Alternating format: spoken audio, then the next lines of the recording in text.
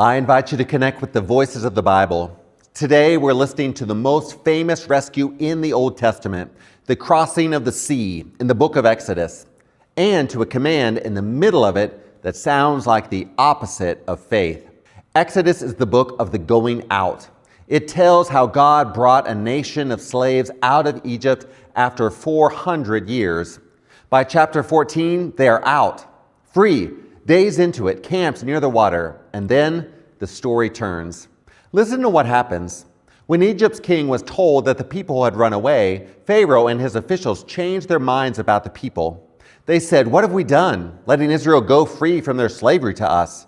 He sends 600 elite chariots after them. Freedom, it turns out, is not something you get granted once and then keep without trouble. The thing they came out of comes looking for them.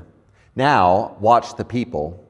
The Israelites looked back and saw the Egyptians marching toward them. The Israelites were terrified and cried out to the Lord. Notice those two things sit in one sentence, terrified and crying out. Not calm first and then prayerful. The fear and the prayer arrive in the same breath, which is worth remembering the next time you think you need better words before you pray. And then they turn on Moses. And Exodus does not clean it up. Weren't there enough graves in Egypt that you took us away to die in the desert? And this, which is perhaps the hardest line in the chapter, leave us alone. Let us work for the Egyptians. These are people who were slaves, days into freedom, asking to go back. It's easy to hear weakness there. I don't think it is. Slavery at least had a shape. You knew what every day would cost you. Freedom was unmarked country, and the desert ahead looked a great deal like dying. Familiar suffering can feel safer than unfamiliar hope. Most of us know something about that. Then Moses answers, and his answer is strange. Don't be afraid. Stand your ground and watch the Lord rescue you today. The Lord will fight for you. You just keep still. Stand your ground. Keep still. With an army closing in, that sounds like doing nothing, but hold two things about it. First, holding your position while something bears down on you is among the hardest thing a body can do. It costs more than running would. Standing still is not the absence of action.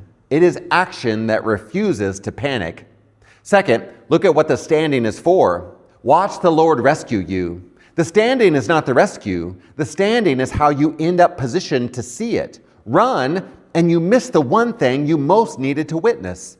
And here is where the chapter does something people miss. 8 verses after keep still, this happens. The Israelites walked into the sea on dry ground. The waters formed a wall for them on their right hand and on their left. So which is it? Keep still or walk into a sea? Both. And in that order. God does what only God can do. The wind, the water pushed back dry ground where there was none. And then the people put one foot in front of the other and go in. Nobody waited on the bank for a written invitation. The sea did not part because they walked. They walked because it parted. So what does this ancient story say to us? 3 things. First, God fights for people who cannot fight for themselves, and God does not wait for them to be composed about it. Second, there are seasons when the faithful move is to stand still, and standing still is not giving up. It is admitting whose battle this actually is. And third, when the way opens, you have to walk in. That's what giving yourself to something usually looks like. Not heroics, walking in. One last detail. Exodus says, the Israelites, however, walked on dry ground through the sea. They went through together. Nobody crossed that water alone, and the way through was never a private path. So wherever this finds you, at the edge of something with an army at your back, hear both halves. The Lord will fight for you. And when the ground appears, go. Thanks for connecting with the voices of the Bible.